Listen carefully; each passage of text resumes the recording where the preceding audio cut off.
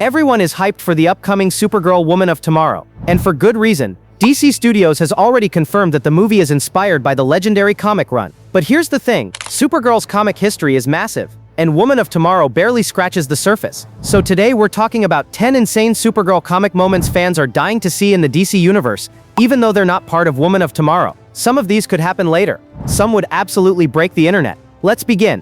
1. Supergirl was replaced for years. After Supergirl died in Crisis on Infinite Earths, DC didn't just bring her back. They replaced her. Meet Matrix Supergirl, an other-dimensional protoplasmic being who took Kara's form to honor Superman. And yes, she even fell in love with Lex Luthor, who was pretending to be his own son in a cloned body. Comic logic. Eventually, Matrix merges with a human and becomes Linda Danvers. Is it weird? Absolutely. Is it peak comic book chaos? Also yes, seeing the DCU acknowledge past versions of Supergirl would be a powerful nod to legacy. 2. The DCU needs Kara's origin story. Everyone knows Superman's origin. But Supergirl? Not so much. That's why the DCU needs to show Kara's arrival from the Last Daughter of Krypton storyline. A meteor crashes near Smallville. Kara emerges confused, traumatized, and angry. She fights Superman because she doesn't trust him. Eventually, she flies away, scared, grieving, and alone. This origin perfectly explains why Kara is emotionally different from Clark. And for Woman of Tomorrow to work emotionally, this backstory needs to exist. Supergirl lost control of her own powers.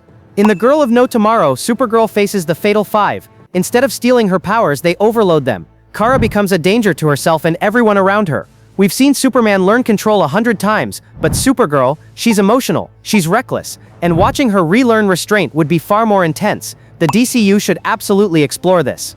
4. Supergirl joined the Legion of Superheroes. Supergirl joined the Legion of Superheroes just 2 years after her debut. This opened her story into full sci-fi territory. Time travel, future worlds, and Brainiac 5, who became her boyfriend. Is it too early for the Legion in her first movie? Yes, but later in the DCU, this team-up is mandatory, especially since James Gunn loves underdog teams.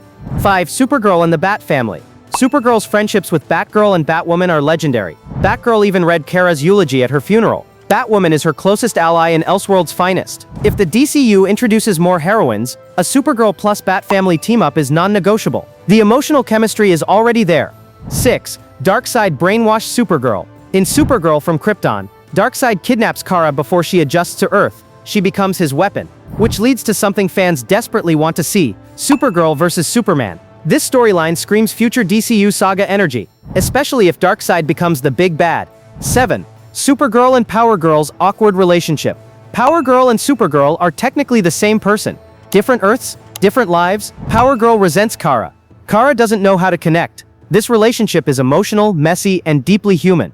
If Power Girl finally debuts in the DCU, this dynamic deserves real screen time.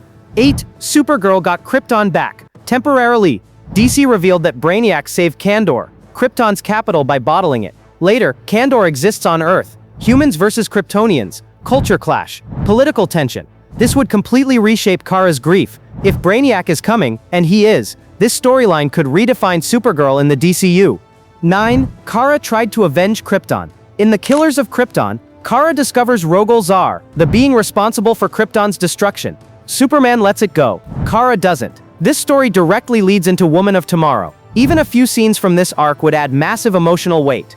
Supergirl became a Red Lantern. Yes, Supergirl once embraced pure rage and became a Red Lantern. She abandoned her morals, fought the Green Lantern Corps, and gave in to anger. If the DCU explores the emotional spectrum, Supergirl has to be part of it. Her rebel nature makes this storyline inevitable. Supergirl isn't just Superman with a cape. She's grief, rage, rebellion, and resilience. So, let us know in the comments which of these storylines you'd like to see in a Supergirl movie. And like and subscribe for more super content.